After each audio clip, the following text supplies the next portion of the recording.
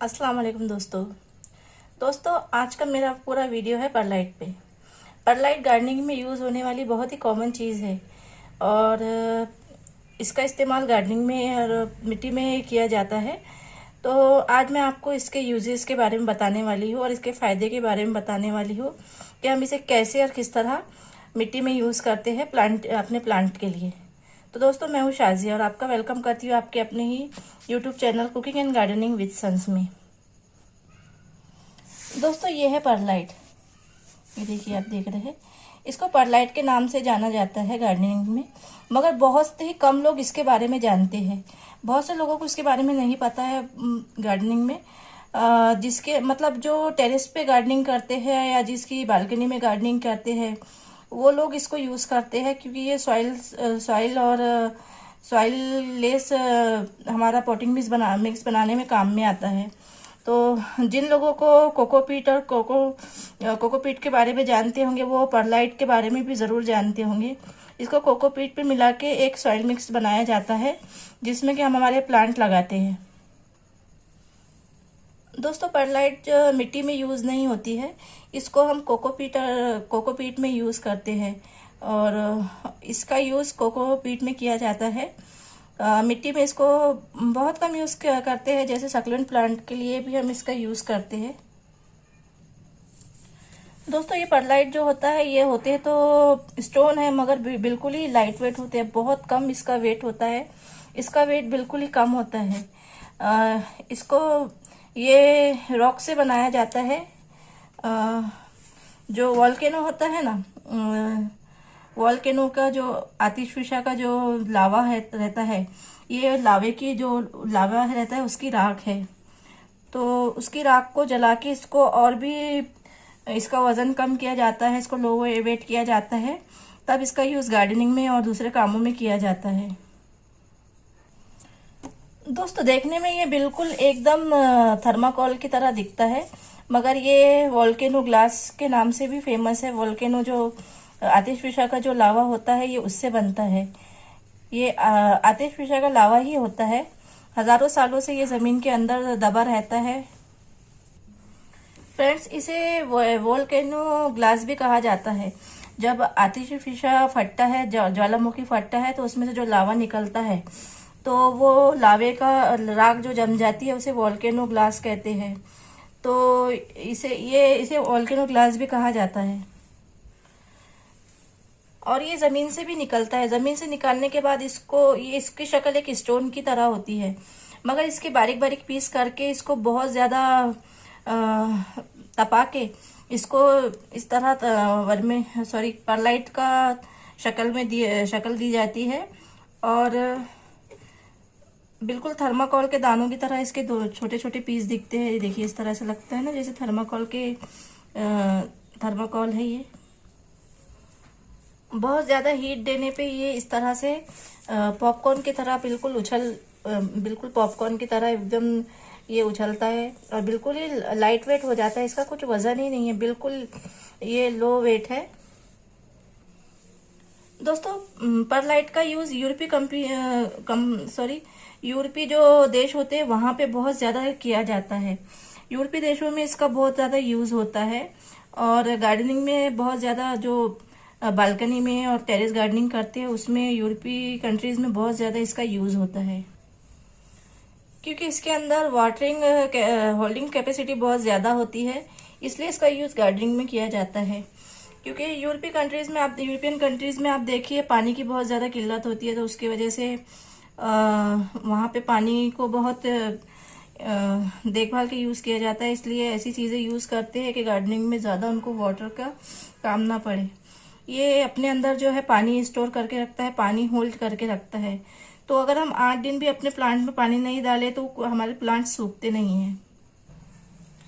जब इसको कोकोपीट में मिला के हम इसमें कोई प्लांट लगाते हैं तो कोकोपीट भी ऑलरेडी पानी होल्ड करता है और ये भी अपने अंदर बहुत सारा पानी होल्ड करके रख देता है। तो ज़्यादा वाटरिंग की हमको ज़्यादा ज़रूरत नहीं पड़ती है। मगर इसका यूज़ हम मिट्टी में नहीं कर सकते हैं। मिट्टी क्योंकि बहुत ज़्यादा हार्ड होती है और ये बिल्कुल ही लाइट वेट होता है, तो मिट्टी में इसको मिट्टी में मिलाने का भी कोई फ़ायदा नहीं होता है। दोस्तों, जो लोग रूफटॉप गार्डनिंग करते हैं या टेरेस गार्डनिंग करते हैं उनके लिए तो मेरा सजेशन है कि मिट्टी का इस्तेमाल बहुत कम कीजिए। ज़्यादातर कोकोपीट और परलाइट, वर्मिकुलाइट ऐसी चीज़ों का ही यूज़ कीजिए। और वर्मी कंपोस्ट खादें जो हम अपने घर से किचन वेस्ट खाद निकालते हैं, जो लीफ मोड निकालते हैं, काउ डंग निकालते हैं, ऐसी वेटलेस चीज़ों में ही गार्डनिंग करें कि आपके टेरेस पे, आपके रूफटॉप पे उसका वजन भी ना पड़े। तो ये बेस्ट चॉइस है वर्मिकुलाइट आपके लिए, जो पानी को भी होल्ड करके रखता है, क्योंकि टेरेस पे बहुत ज़्यादा धूप आती है तो हमारा हो नहीं पाता है एक दिन में हम 2 बार वाटरिंग करें।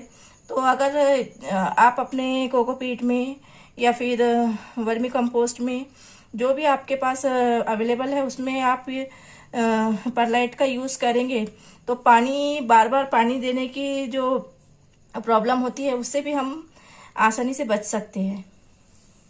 क्योंकि दोस्तों, हम गार्डनर हैं और एक प्लांट लगा के हम मान नहीं सकते हैं। हर रोज हम नया गमला लाते हैं, हर रोज नए प्लांट लाते हैं, उसके लिए उसी हिसाब से बहुत ज्यादा मिट्टी लाते हैं। तो उस दिन ब दिन हमारे टेरेस पे, हमारे रूफटॉप पे बहुत ज्यादा वजन जो है वो बढ़ते जा रहा है। तो इसका हल यही है कि हम सॉइललेस अपने लिए जो है वो गमले तैयार करें। तो मैं तो कहूंगी कि आप किचन वेस्ट की खाद बना ले, और जो आपके गार्डन से ही लीफ निकलते हैं, पत्ते निकलते हैं, उसकी खाद बनाएं। तो एक तो आपके टेरेस पे वजन भी कम होगा और इसमें बहुत अच्छी तरह से आपके प्लांट ग्रो भी करेंगे मिट्टी के मुकाबले में। फ्रेंड्स, ये बहुत ही लाइट वेट होती है और कोकोपीट भी बहुत लाइट वेट होता है, और इसमें रूट्स भी बहुत आसानी से डेवलप हो जाती है, बहुत आसानी से आपका जो प्लांट है वो ग्रो करता है। तो मैं तो आपको कहूंगी, मेरे तरफ से मैं रिकमेंड करूंगी कि आप बिल्कुल ही परलाइट का यूज कीजिए अपने प्लांट्स के लिए। अगर आप टेरेस पे गार्डनिंग करते हैं तो दोस्तों, अगर आपने कोकोपीट या कोकोमोस वगैरह यूज किया होगा, वो तो आपने अक्सर देखा होगा, जब हम उसमें पानी देते हैं तो पानी बहुत जल्दी से ऊपर से नीचे से ड्रेनेज होल से निकल जाता है। वो पानी होल्ड करके नहीं रखता। अगर आप उसमें ये परलाइट मिला लेंगे तो ये पानी को होल्ड करके रखेगा। और पानी हम बहुत ज्यादा देते हैं तो जो हमारा कोकोपीट होता है वो पानी हमारी जो रूट्स होती है वो गला देता है। मगर परलाइट जो है ये अपने अंदर बहुत ज्यादा वाटर जो है वो अब्जॉर्ब कर लेता है, तो इसकी वजह से हमारी जो रूट्स होती है उसको भी कोई नुकसान नहीं पहुंचता है हमारे प्लांट की। तो दोस्तों, मैं यही कहूंगी, अगर आप गार्डनर है और छत पर गार्डनिंग करते हैं तो कोकोपीट ले आइए। चलो, तो दोस्तों, ये थी मेरी कुछ नॉलेज, कुछ मालूमात कोकोपीट परलाइट के बारे में। अगर आपको मेरी ये मालूमात अच्छी लगी हो तो मेरे चैनल को सब्सक्राइब कीजिएगा।